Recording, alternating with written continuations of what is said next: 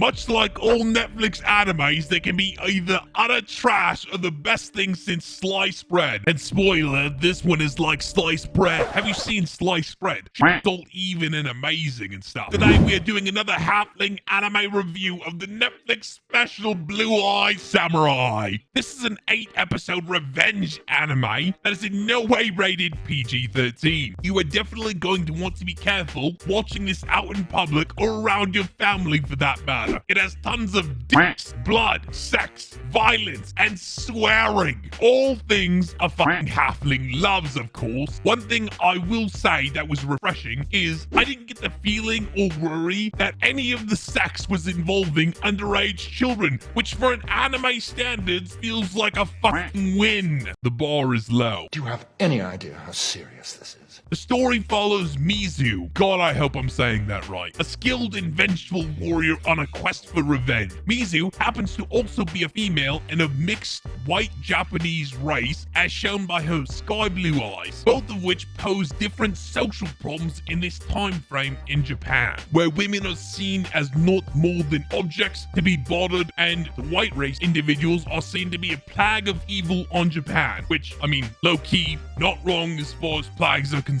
As such, Mizu takes measures to hide both. As the tale progresses, viewers witness Mizu's journey from a traumatic childhood marked by abuse and prejudice to a training as a formidable warrior who many assume is a samurai. The narrative explores themes of identity, revenge, and moral ambiguity surrounding Mizu's actions. The protagonist's quest for retribution is interwoven with elements of philosophy and what is right or wrong. Throughout the series, Mizu encounters a diverse cast of characters, each contributing to the intricate layers of the story, from comedic moments with characters such as Stumpy, also named Ringo, to intense and brutal confrontations. The narrative keeps audiences engaged with a mix of action, drama, and philosophy, and potential for a richly developed world. We are going to talk about things I like and didn't like about this anime, and there's kind of really no way to go through this without spoilers, so if that's not for you, skip ahead to the rating section. Things that I liked. I really liked the combat in Blue Eye Samurai. It is focused around non-magical sword style that is made to look artistic and violent, yet somehow still magical. I don't really understand how they did it, because I don't understand animation or anything like that, but it was good. The fights were choreographed in a way that made sense, transitioning from scene to scene. A lot of the combat includes an increasing intensity up until the conclusion, which feels very nice. The next thing I liked was the music. This is namely because they used a lot of modern rock songs that were recognizable and I thought were really awesome, because I don't have a lot of music versatility outside of like modern songs, to be honest. I think it's really cheap of me to say that this felt like a Kill Bill anime, but as someone who isn't really smart about anime comparisons,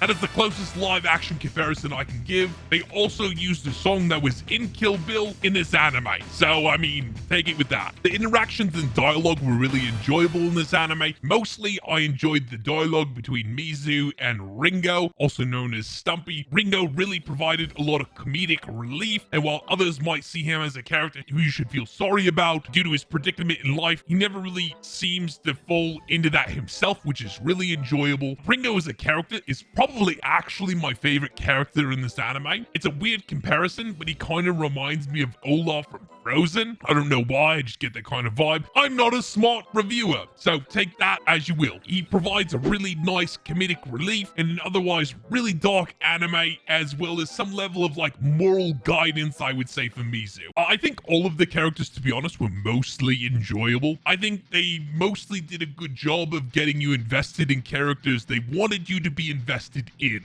Each character has a unique story, and when they become more of a focus, I was pretty alright with that when it would focus on different characters. I really enjoy how they told the story of Mizu with all the flashbacks showing how horrible her life has been leading up to the story that you're in now. The anime pulls you in to believing in the moral vengeance that she craves. She wants to kill all white men, just to kind of set this up, just because they might have birthed her, which seems wildly immoral until you learn all of them are horrible individuals. But if you were to never find that out, it would be a horrible reason for killing them. But Mizu has such a terrible abused past that you really start rooting for this level of vengeance. I think this is also further helped because, in my opinion, Mizu is not a good character. I would argue that Mizu is in fact no better than some of the assassins that are sent against her, and I think this is shown really well when she assassinates a prostitute to achieve her goal. Things I did not like. I think the idea of their important characters and side characters feels too dramatic. What I mean by that is it's very obvious which character feels the most important and which characters don't. I think this is completely a personal preference of myself, but it feels like all the characters serve to move Mizu's story. The primary supporting character story is moved by background characters,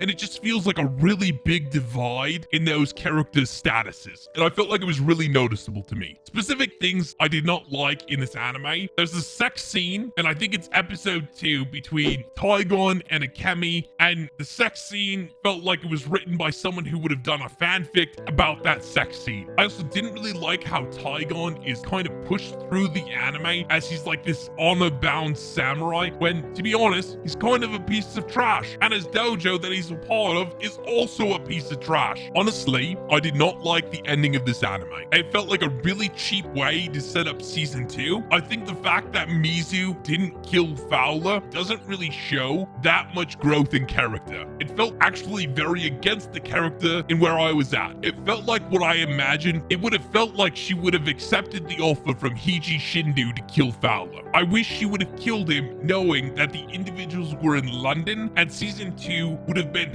her having to navigate London alone in order to find these individuals to kill them. So I didn't like the ending. The relationships were very obvious to pick out, and I kind of hated that too. It was clear that Akemi would fall out of love with Taigon, Mizu would fall in love with Taigon, and while Taigon has feelings for Mizu, he loves Akemi, who turns him down. This sort of weird triangle was very predictable, and I didn't like it. Akemi's father's betrayal felt like it could have been done way better. It was kind of a really pivotal part of the story, and at first it feels big, but it kind of just fizzles out in a very anticlimactic way. I found it annoying how at one point you see Taigon leave to help Akemi, and it feels like weeks went by, and somehow fucking Mizu beats Taigon to Akemi in order to save her. So if you watch the anime, those are all the things I really didn't like about season 1 of Blue Eye Samurai. Onwards to the rating. With all of that, I give this a rating of 7 on the halfling rating scale. I think it's enjoyable, but not without its problems. The violence, sex, and graphic nudity might be a turn-off for some people. Not for this halfling though. I actually think that this anime started out way stronger than it finished. I did not personally like the ending, and while I think it set up a season 2, it didn't really feel satisfying for me. I'm also really concerned about where some of the character development can go, and I worry that there isn't a lot of room for development for Mizu and Ringo. However, I will say I think it is worth watching, and with season 2 already confirmed, you know it won't be cancelled yet. I think it's worth the watch.